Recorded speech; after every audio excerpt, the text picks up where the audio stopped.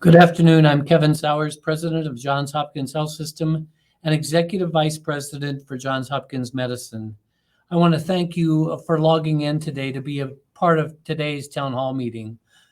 Over the last several months, Johns Hopkins University and Johns Hopkins Medicine Vice President for Public Safety, Branville Bard, has met with faculty, staff, and student groups to introduce himself, to talk about his extensive experience in leading progressive public safety efforts and building community trust, and to discuss his vision for public safety at Johns Hopkins. I'd like to thank everyone who participated in these meetings for your thoughtful engagement. To provide a backdrop for today's conversation, we know that high rates of violent crimes across the city continue to affect the lives of so many.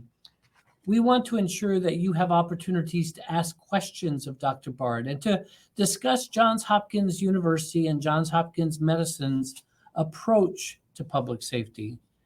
These efforts include pairing behavioral health providers with public safety officers to respond to behavioral health crises, a program the university announced last spring, our ongoing community investments, anti-violence programs led by Baltimore City, and collaborative efforts such as the JHU Innovation Fund for Community Safety. We are working closely with Dr. Bard to support an open and transparent process as we take the next steps in ensuring public safety at Johns Hopkins. And it's a pleasure to welcome such a thoughtful and responsible leader as Dr. Branville Bard to address this town hall meeting. He joined the Johns Hopkins team last summer after serving as the police commissioner for the city of Cambridge, Massachusetts. He has nearly 3 decades of experience in law enforcement and public safety. He holds a doctorate in public health administration with an emphasis on criminal justice policy and a master's degree in both public safety management and criminal justice. The town hall meeting that was held earlier this week focused on Homewood, Peabody, and other central Baltimore campuses. But the focus of today's town hall is to discuss public safety on the East Baltimore and Johns Hopkins Bayview campuses, and to ensure that we all feel safe on our campuses and in our facilities. Before I turn things over to Dr. Bard, I'd like to introduce leaders from the East Baltimore campuses that are sitting in our area. Dr. Paul Rothman is the Dean of the Medical Faculty and CEO of Johns Hopkins Medicine. Dr. Ella McKenzie is the Dean of the School of Public Health. Dr. Sarah Stetton is the Dean of the School of Nursing. Dr. Redonda Miller is the President of Johns Hopkins Health System, or President of Johns Hopkins Hospital. And Landon Keene is the Executive Vice Dean of the School of Medicine. And Sarah Gaylord is an analyst from the Public Safety Office who will walk us through a data dashboard that we'll look at around safety in our communities. I want to thank you all for joining. And now at this time, it's my pleasure to turn it over to Branville. Thank you, President Sowers, and thanks everyone for joining us at this town hall. Recently, we've had some low-frequency, high-impact events. These are the type of things that don't happen often, but when they do happen, they tear at the very fabric, the very foundation of our feelings of safety. And we've also been plagued with steady and sometimes serious crime that routinely unfolds around us. We know that safety is the #1 factor determining how we feel about our neighborhoods. We know that the people who come here for treatment, to provide treatment, to work, to study, to teach, live nearby and everywhere throughout the city. So Hopkins takes the approach that we must worry about the safety of the entire city. And to that end, Johns Hopkins heavily invests in and supports efforts to reduce violence throughout Baltimore. Hopkins financially supports programs like Mayor Scott's Group Violence Reduction Strategy, which uses a focused deterrence model to intercept violence, and programs like ROCA, whose mission is to break the cycle of poverty and incarceration.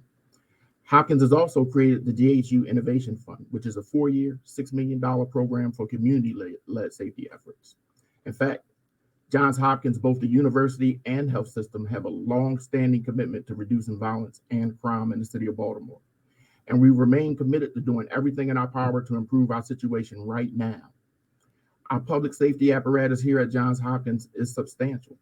It consists of more than 1,200 team members, including unarmed campus police officers, internal and external public safety officers within our health system. And also, we employ a substantial number of off-duty Baltimore police officers and sheriff's officers. We work with BPD to address violence when it occurs. Commissioner Harrison and his team are incredibly responsive. I have nothing but the highest compliments for district majors and the captains whom we work with daily. We stay in constant communications. Together, we shift patrol resources and security forces, and together we engage in relentless investigatory follow-ups. Our investigators here at Hopkins have had recent success in assisting BPD in acquiring arrest warrants and making arrests on several recent robberies. Additionally, our investigators have done the legwork, resulting in several other offenders being brought to justice. We work collaboratively with BPD. We employ BPD sheriffs, BPD officers, and sheriff officers in an off-duty capacity. But the fact remains that these municipal resources are always going to be deployed where they're most needed throughout the city, which makes perfect sense for the city, but it often draws these valuable tools of protection away from our campuses. Now, Johns Hopkins has looked to shore up this vulnerability by establishing dedicated resources in the form of a small, publicly accountable university police department, like those that exist at all of our regional peers. But because of several recent high-profile events, I've been inundated with calls for the swift creation of the Johns Hopkins Police Department. And we fully recognize the urgency of the current situation and have taken steps to deploy additional public safety resources to the areas most needed. But I want to remind everyone that Johns Hopkins committed to pausing the creation of the JHPD, and we're committed to adhering to that pause. And although the pause effectively ends next month, Johns Hopkins is committed to doing this right, not doing it fast. So the end of the pause will not equate to immediate patrols by JHPD officers. In fact, there'll be much work required between when the pause ends and patrols by JHPD officers can begin. That's why we planned for, and the legislation called for, a multi-year, multi-phase public implementation process. An important next step in the JHPD implementation process is establishing an MOU with the Baltimore City Police Department. The law requires that once it's negotiated, the MOU must be posted publicly for comment, and then town hall discussions must be had before finalization. And we're committed to an MOU process that's transparent and open to the public. So given the nature and amount of work to be done, the fact that students, staff, and our neighborhood groups won't be largely available during the summer, those public discussions of the MOU will likely begin next fall. This will ensure that there's ample opportunity for community engagement and public input throughout that process. And it'll also ensure that the new members of the JHPD Accountability Board can be acclimated and fully engaged in their important legislative duties. Once that MOU process is completed, then we'll work with a consultant to ensure that we develop policies that value the sanctity of human life above all else, develop training that's consistent with those values and helps us to avoid occurrences of racial injustices, and then develop infrastructure in terms of personnel, facilities, and equipment. So there's much work that will still need to be done when we exit the pause. We take seriously the responsibility entrusted to us by the legislature, our neighbors, and community leaders to create this university police department that embodies the ideals and best practices of 21st century policing. To do this right, we know that it's going to take continual community engagement and input, and the university and I are committed to ensuring that it's done in a meaningful way, one that helps us to realize a campus that's safer, but at the same time welcoming to all. In the meantime, we're going to continue to work with our partners in Baltimore law enforcement and public safety, as well as all stakeholders to increase safety in our community. Thank you, and I'll turn it over to our Crown Data Analyst, Sarah Gaylord, for a demonstration. Thank you, Dr. Bard. Good afternoon, everyone. My name is Sarah Gaylord, and I'm the Crime Data Analyst for Johns Hopkins Public Safety. I wanted to thank you for taking the time to attend today's town hall and use this as an opportunity to demonstrate to you one of the many resources available on our public safety website. To provide our Hopkins affiliates and community members with an additional public safety resource, we've created an interactive dashboard to provide users with a visualization and overview of crime and incidents reported in and around our Baltimore campuses and throughout the city of Baltimore. The information provided in the dashboard is publicly available information from our public safety campus crime logs and the Open Baltimore BPD Part 1 victim-based crime dataset. The information is also a 1-year rolling period of reported crime and incidents, and no personal identifying information is included. The dashboard can be found through the Johns Hopkins Public Safety webpage at publicsafety.jhu.edu under the Compliance and Crime Stats tab. At this time, I will walk you through a brief demonstration of how to use the dashboard. When the dashboard opens up, it will automatically default to the Campus Safety Crime Log dataset. There are a couple different ways users can view the data information. The first option is by clicking on a data point, and the information that pops up is the same information that can be found on the crime logs. For example, the crime type, a case number, date and time, a general location, a campus vicinity, and the case disposition. The second option is using the selection tool. Choose the selection tool and select the type of tool you would like to use to select the data points. Zoom into an area of an interest to you and simply draw around the data points that you would like to highlight to see information about. Next, you can open up the attribute table and select Show Selected Records. From here, it will give you the same information, but this time similar to a spreadsheet format. It should also be noted, although it appears only 10 incidents were selected, there were actually 51. And the reason for this is because one location could have multiple incidents reported. Therefore, on the dashboard, there will be dots that are on top of dots on top of dots. The third option for selecting your data is using the filter tool. In the top left-hand corner, when you click on the Johns Hopkins logo, the user has the option to filter the information based on any or all of the search criteria below. For example, a campus vicinity, a crime type, a date reported, or a case number.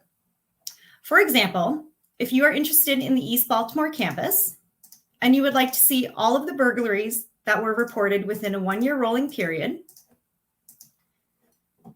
it will highlight in purple all those incidents that meet your criteria. The information for each of the data point will be shown on the left-hand side, similar to a list view. Users can still view that information in the attribute table, and you are also able to export that data to a CSV file to view in Excel. To view the BPD data, you simply change your selected layer from the campus crime logs to the BPD Part 1 reported victim-based reported crime. Again, this is a 1-year rolling period from the Open Baltimore webpage. The BPD data is also broken down into 3 categories. The blue dots represent property crime, the red dots represent violent crime, and the green dots represent common assault. Once again, you can select the data the same 3 ways you selected the campus crime log data. The first option was simply clicking on a data point. The second option is using the selection tool. And this time, the third option is using the BPD filter tool. When you click on the BPD logo in the top left corner, the user has the option to select data based on any or all of the criteria listed below. For example, a crime type, a crime category, a date range, a weapon, a district, and even a neighborhood. Again, the user can export this information into a CSV file to view in Excel. There is also an FAQ section, which does help walk users through how to navigate through the dashboard if you are not familiar with this platform. We also have direct links to our campus safety crime logs, as well as our annual security report. This dashboard is also viewable and user-friendly on a tablet or smartphone. And again, the dashboard can be found on our Johns Hopkins Public Safety webpage at publicsafety.jhu.edu under the Compliance and Crime Stat tab. I will turn it back over to President Sowers for the Q&A session. Thank you. Thank you so much, Sarah. And Dr. Bard, thank you so much for your comments.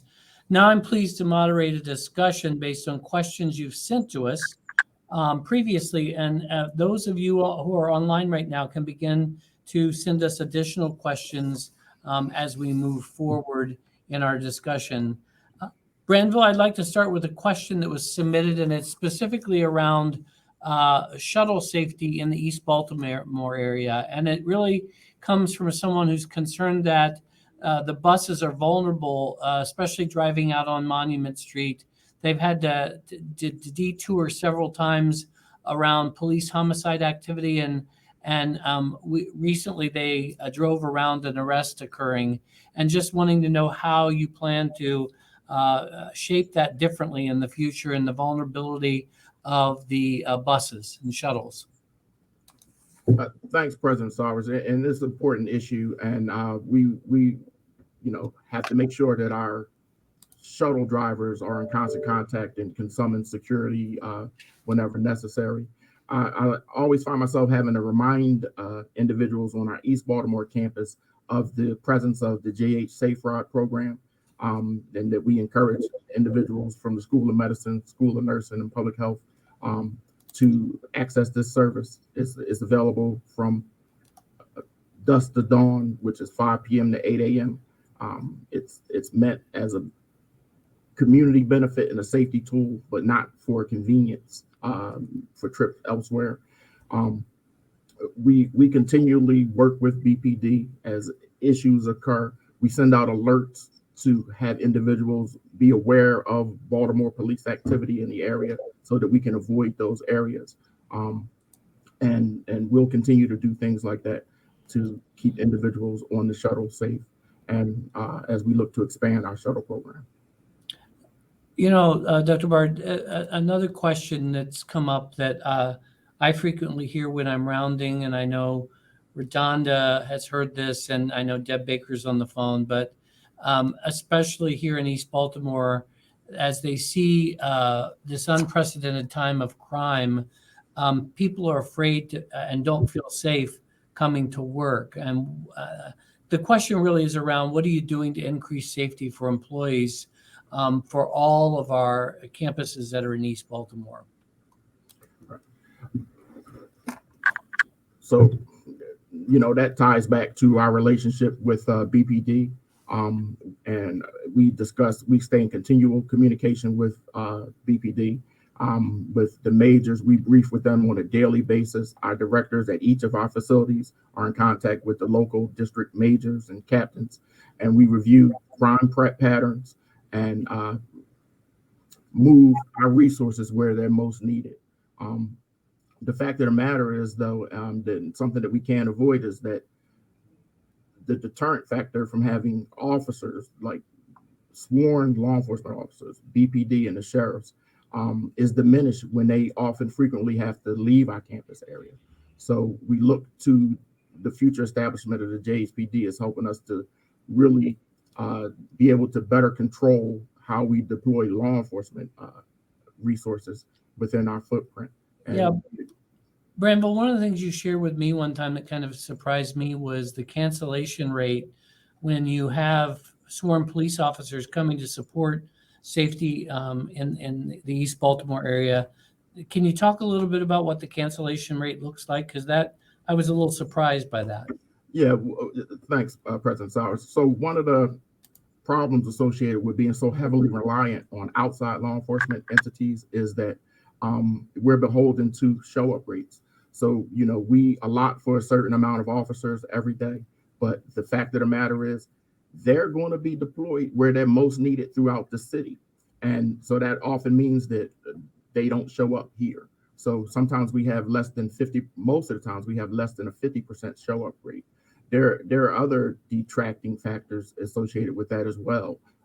The officers, when they do show up, they don't have vehicles that are equipped with lights and sirens typically. So even when they are here and they respond to an emergency, they're hampered with their ability to respond as fast as they could because they don't have emergency driving equipment. So what it often looks like is a Hopkins security officer driving one of the officers, picking up the officer and then driving them to an event that's unfolding. And I think we can all understand the inefficiencies with that model.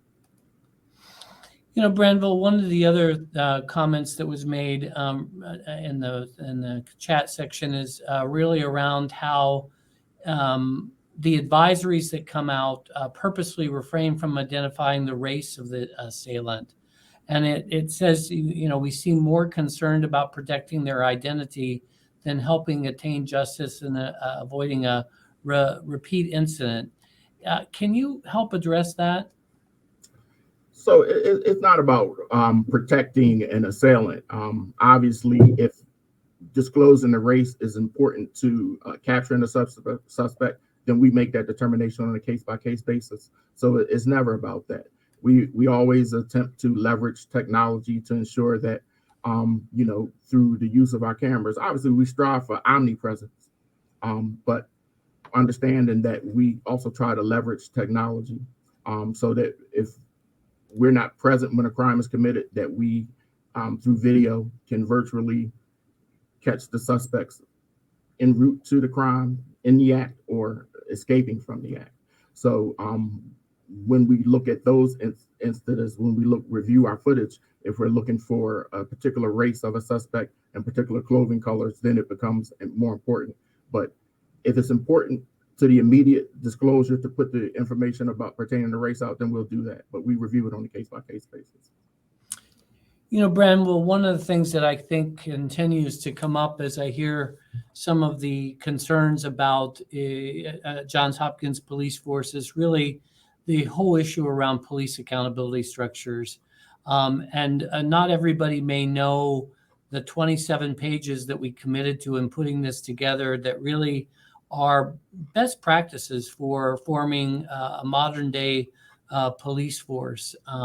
So can you talk a little bit about your view and vision and what we committed to from a legislative standpoint around police accountability structures?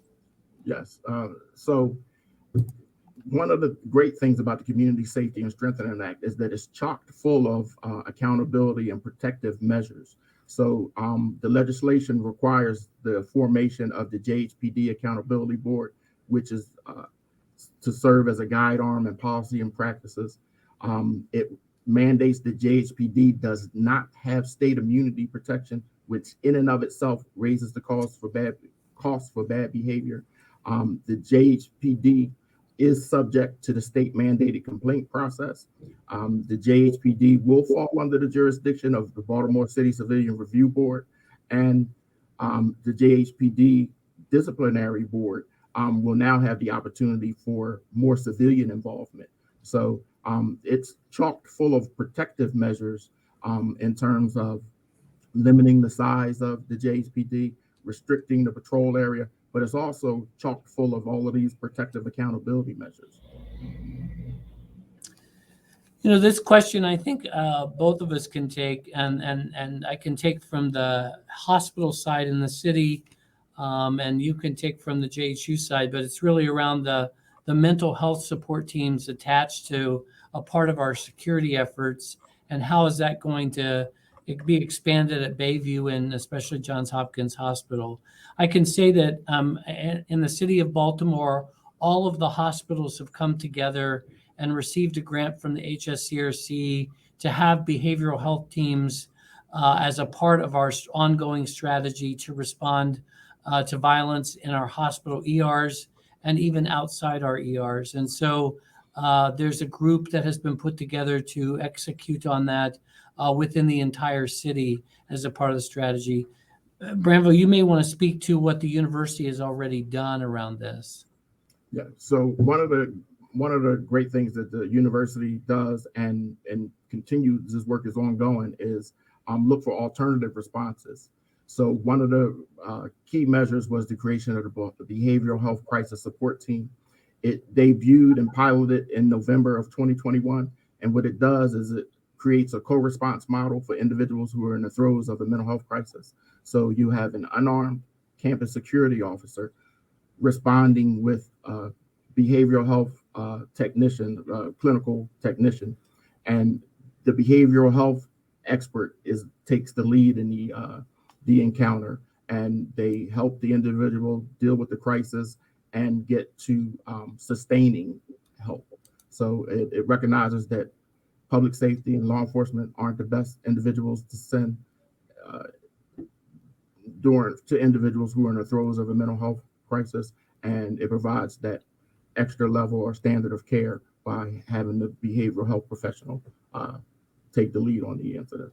And soon the program will be expanding to all Johns Hopkins campuses. It piloted in Homewood, and soon it'll be expanding to Peabody and then also to East Baltimore in the very near future. You know, Branville, another issue that's come up, and it's just a question about one of our current strategies. This person really appreciates the security booths that are around the East Baltimore campus, but they also appreciate the line of sight to the officers that sit in those booths. But their question really is around, does evidence show that this initiative actually reduces crime on or around campus? So I thank you, and I believe that it does. And they touch on a couple of key points. It's meant to be a force multiplier, and it's meant to ensure that we have line of sight throughout our campus and extended area. One of the key points is that these officers serve in an observe and report function. So when you understand that their job isn't to intervene but to observe and report, then it helps to understand why we would want to ensure that we increase our line of sight. So in addition to leveraging technology to be able to increase our ability to virtual patrol or for investigatory, use it as an investigatory tool, that real-time line of sight, particularly as it pertains to our bus stops and our highly traveled thoroughfares, it's an important part of our strategy. Thank you, Branville. The next question is really around staffing, and this person writes that they understand that there's been a change in your corporate leadership structure with the recent loss of a member, and wants to understand, is there a plan to replace this person, or are you thinking about restructuring the department? So we're constantly reviewing the administrative structure here in public safety, and so while a decision based on any one person I'm not going to get into, but we're constantly reviewing the way we deliver services in public safety and looking to strengthen our ability to do that. This next question really is something that is a national issue, and Dr. Rothman and Redonda and Deb Baker and I have discussed this frequently, and that's the increase of violence in our hospital settings. And this person is very grateful for the internal support they get from your department on a daily basis. But the question really becomes, with the rise of violence in our hospitals, are you appropriately staffed to respond to the increasing volume? I believe that we're appropriately staffed. I mean, like everyone in every field coming out of this, hopefully, knock on wood, coming out of this pandemic, we've all experienced staffing shortages and have, had to come up with innovative ways to deal with those shortages, and public safety hasn't been immune to those shortages. So, yeah, I think we're appropriately staffed, but once again, we're constantly reviewing. And as we establish the JHPD, we'll continue to maintain the public safety apparatus that we have and have a phased, overlay and review approach. So we'll implement the law enforcement component and then constantly review and adjust the public safety apparatus around it. Okay. The next question is really around, are we going to continue to pursue the police force? And the answer to that is yes. That's one of the reasons today this town hall is so important. But the next question after that is really, are you planning on hiring or including Baltimore police officers as we develop the police force? So the answer to that question is that, we're going to have a robust recruitment strategy. The legislation calls for hiring fairs, and that 25% of our workforce within 5 years has to reside in the city of Baltimore. So in a perfect world, I'll be able to hire as many young men and women and young folks from the city of Baltimore, train them properly how to serve our stakeholders, and use that 25% as just a floor, and hope to exceed that by many factors. As far as it comes to members from the BPD, we're going to have a rigorous process, and many individuals won't be able to cross that high hurdle that we have as we look to implement the model police department. I've spoken at length with Commissioner Harrison about the potential for us to deplete the BPD, and we're in agreement in how to avoid that from occurring. So this next question is around conceal and carry. It talks about if I'm a Hopkins employee and have I have attained all the required training and have taken the very difficult steps to obtain a Maryland conceal and carry weapon permit, why would you not allow them to conceal and carry at work? So that's a policy question, and it's one that the legal entities here at Hopkins has to address. But currently, as situated, the policy says that only the Vice President for Public Safety can approve an individual to carry a firearm while working in the working capacity here at Hopkins. Okay, thank you. The next one is really identifying that the oversight of the East Baltimore campus is a little different than the Homewood, because East Baltimore campus is really more integrated into the community than the Homewood campus. And the question really is around what will the boundaries be, and will Hopkins seek to expand boundaries in the areas beyond the campus? That's a great question. And the Community Safety and Strengthening Act speaks to it, and then it's very thoughtful in its way. So when I say that it's protective, it was conscious about the potential for over policing in neighborhoods. So it was very restrictive in the 3 campus areas and patrol zones that it laid out for the JHPD at Homewood, East Baltimore, and at Peabody campus. The East Baltimore campus, the physical boundaries are Eager to Baltimore, Caroline to Castle.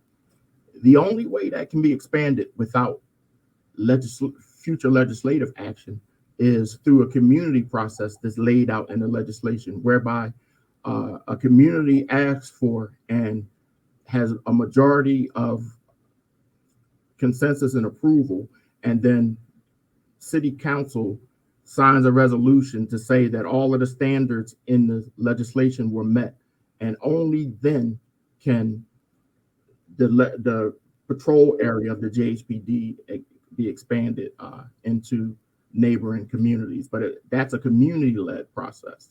So the legislation initially is very restrictive as to our campus boundaries, our patrol zone boundaries, excuse me. Branville, this next comment and question is really looking at some experts that we have in the Bloomberg School of Public Health and the office of something called IDARE, which is really a program to really look at how to dismantle racist policies and structures within school and broader community. Have you thought through how you might incorporate them as advisors as you think about standing up the police force? Thank you. That's a great question. And I certainly have. I've thought through how to include experts at the School of Public Health, experts, throughout the community at large, and, experts and advocates who are already in place. One of the things that I look to is the ACLU has established a model policy for police departments on university and campuses. And I think that they provide excellent guidance in how to avoid incidents of racial injustice from occurring. And so I plan to use that as a foundational document in our policies and procedures for the JHPD. I also hope to rely, and I won't call on any specific expert, call out any specific expert, but I hope to rely on experts to help establishing a more meaningful system of monitoring racial metrics here at the university. One that looks to statistically answer what, if any, difference exists in how we interact with individuals of different races from a public safety standpoint, particularly from a law enforcement standpoint, and then take that information and post it in near real time so that we can be as transparent as possible. This next one is back to weapons on campus. And the question really is around why can't our security officers be equipped with taser guns, or they speak to something called non-deadly weapons like beanbag guns. And then the person says, not sure what they're really called, but it's really questioning different types of equipment that might be carried by our current officers. So currently our officers, our public safety officers carry asbatons, which are batons common to public safety and law enforcement, and oleocapsicum resin spray, gel, which is commonly referred to as pepper spray.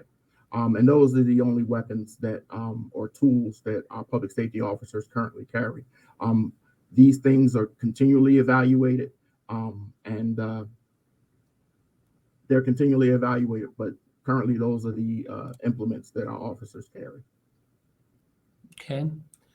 I'm going to combine these next three because I want to start with an appreciation comment. Someone really spoke out about the appreciation of the security officers that are present at the entrance of East Baltimore campus buildings. They say that they are always friendly and eager to help.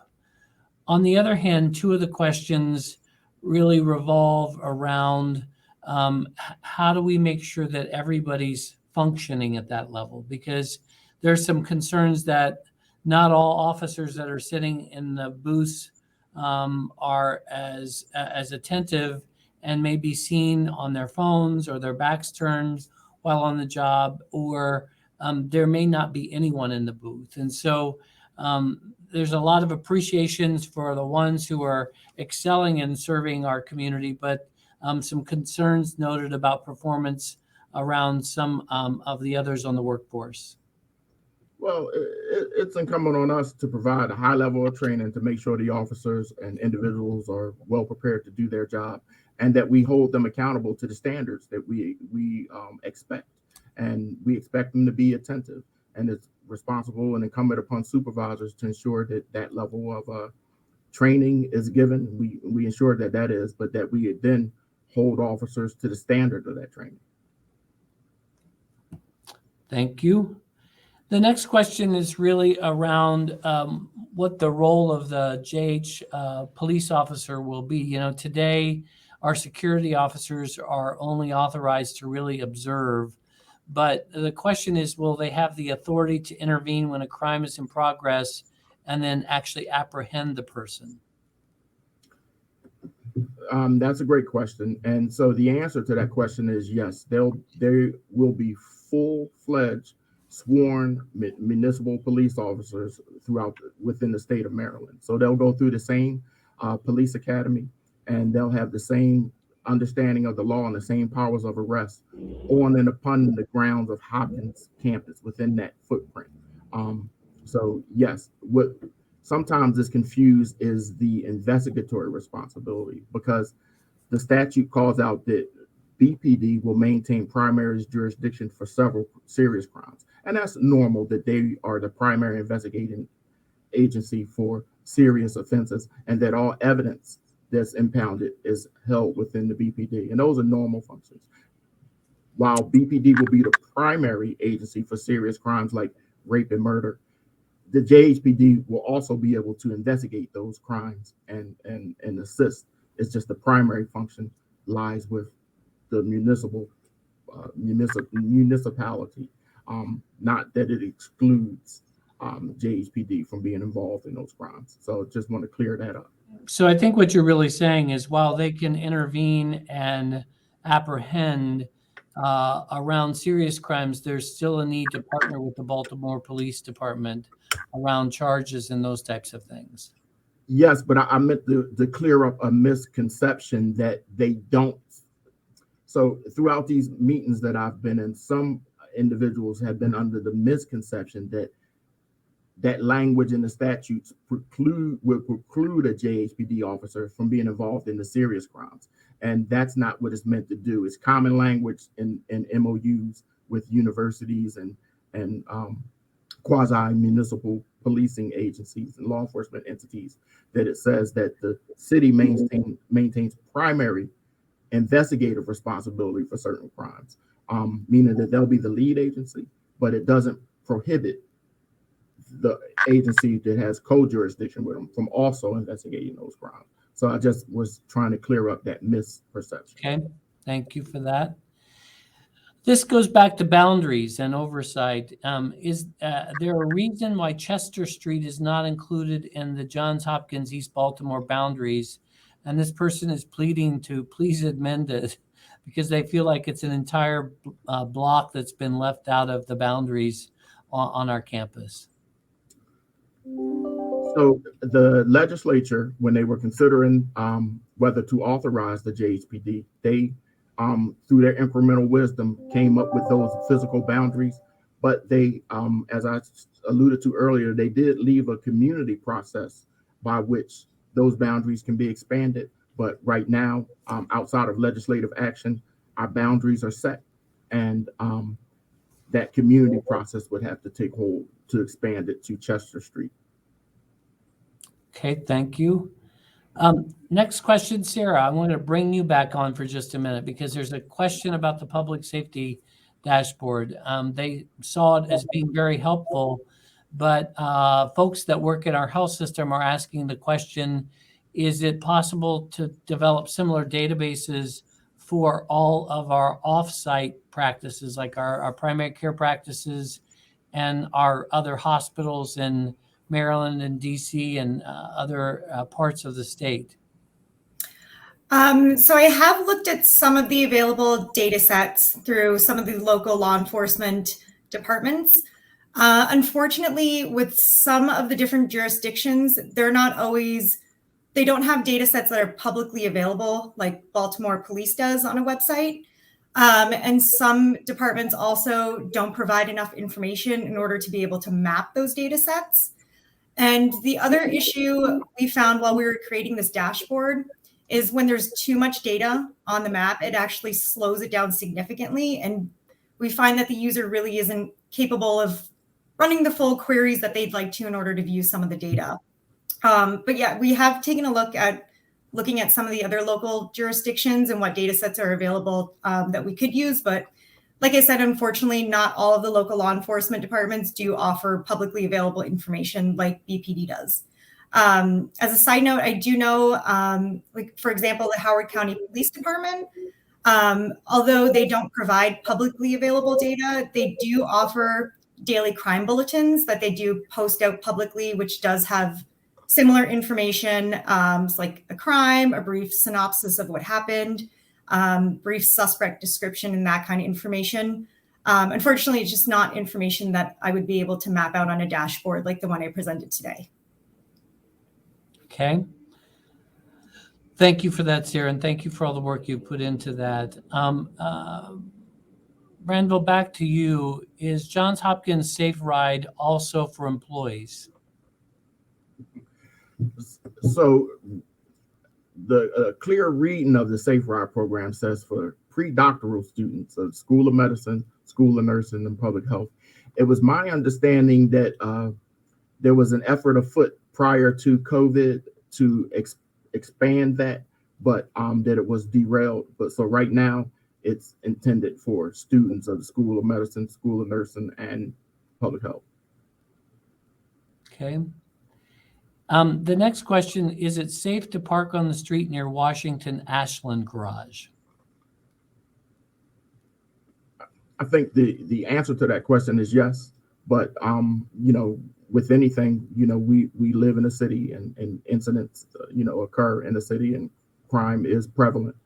So as much as we take responsibility for your safety, I'd ask that you also, do some things to help protect yourself as well, as always, like avoid distracted behavior.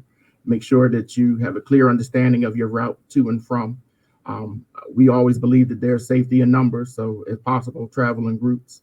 And one of the things that, I always want to stress that if you do find yourself under duress, particularly like the victim of a robbery or something, don't resist.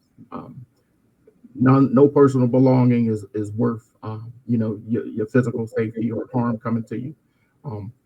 But in general, yes, like you'll never hear, I resisted the urge to talk about the fact that crime is actually down on our East Baltimore campus this year, because those things don't matter when it's the perception. And these high profile events, like I said earlier, they tear at your feelings of safety, and but crime is actually down substantially on our East Baltimore campus for the beginning quarter of 2022.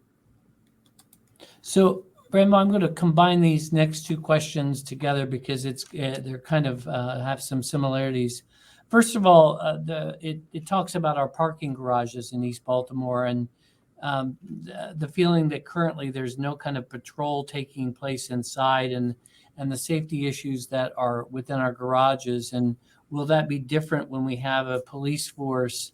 And then also the concern, going back to staffing, a concept of hiring campus companions to walk employees to their cars instead of pulling security out of the booth. So two different thoughts about parking garages and how employees get there and who takes them there.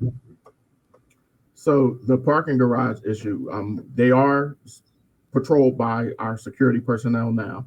We also have the capability to have virtual patrols through surveillance of our campus. And then we work with facilities to make sure that they're well lit and clean and not conducive to crimes occurring. The second question about escorts, there's an escort program in place, and it's a function of security, and for the foreseeable future it will remain a function of security. So the numbers on our website, and I just encourage individuals to continue to call for the escort.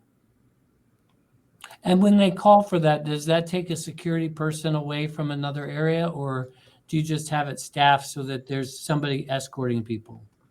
In a perfect world, we have individuals staffed to perform that function, but I think we know that we're not in that perfect world situation, and that we've been impacted by staffing shortages throughout this COVID time. So it has been pulling from other locations, and it has increased the wait times for individuals. So I've heard those complaints, but I would still encourage you to call if you don't feel safe, and we'll get to you, and we'll get to you in the order that you call.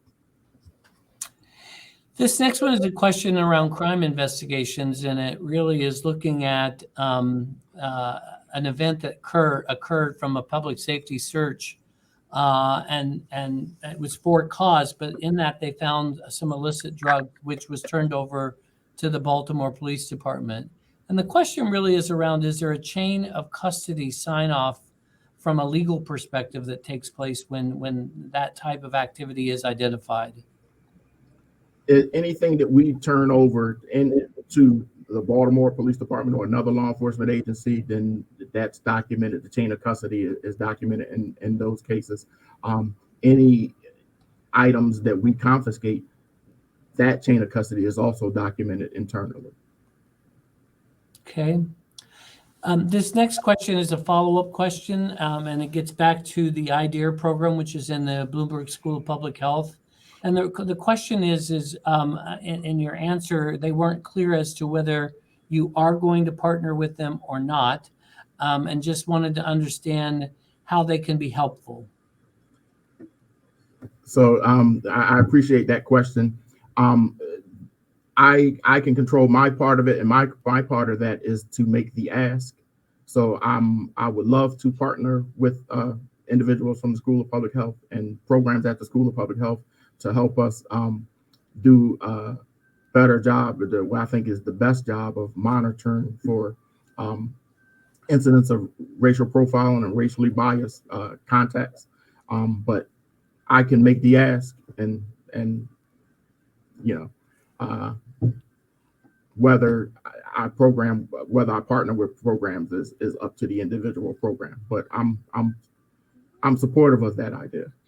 Branville, if I'm not mistaken, a lot of your research was really around the issues of modern day policing and the policies that need to be put in place around racial profiling and other such activities, if I'm not mistaken. Yeah, that's true. I really believe that in its current state, the way we address and look at racial profiling in law enforcement is insufficient, less than meaningful. We typically look at racial profiling using a population benchmarking method that really doesn't tell us the whole story as to our interactions with individuals of different races.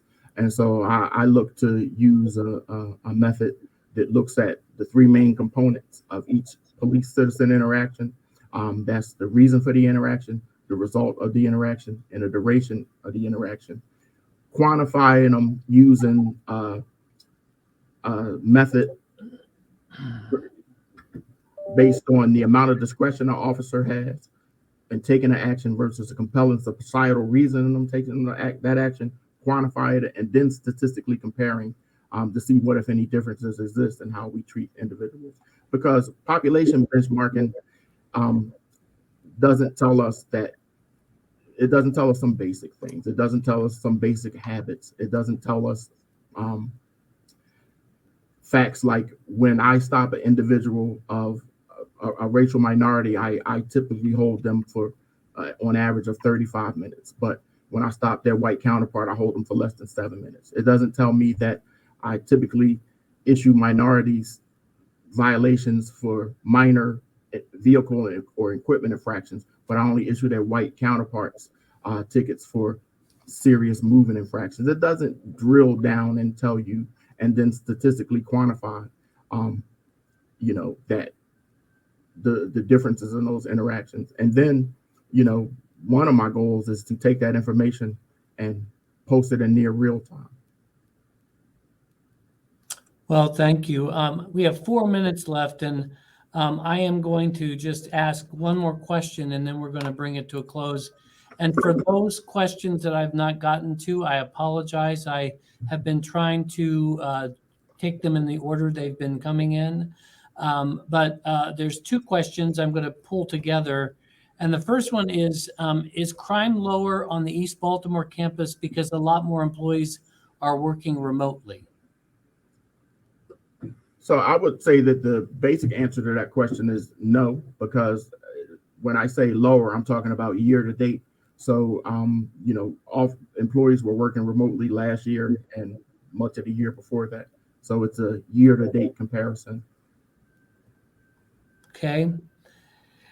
And the last question I'm going to ask is one that has been asked twice now in the last couple minutes. And it's really a question around when they're going to the parking garage, when they're going out in the community for lunch, is it appropriate for them to be able to carry pepper spray and or mace as a way? Because one of the people that wrote this said they've been threatened on several occasions while they've been walking to lunch. So I appreciate that question. And that drills down to local and state law. And so as long as the implement is not a prohibited offensive weapon, then individuals are allowed to carry what they see fit. Well, I want to thank Dr. Branville Bard for joining us today and all of our leadership team to support Branville in this discussion. I also want to thank Sarah for her work on the dashboard that we saw today. I also want to note that I appreciate all the comments that came in that were very positive to support the work of our current public safety team, because that was clearly a theme that came through in today's messaging for those who are participating. So once again, we thank you for participating and look forward to having further discussions as we advance the Johns Hopkins Police Force. Thank you. Thank you all.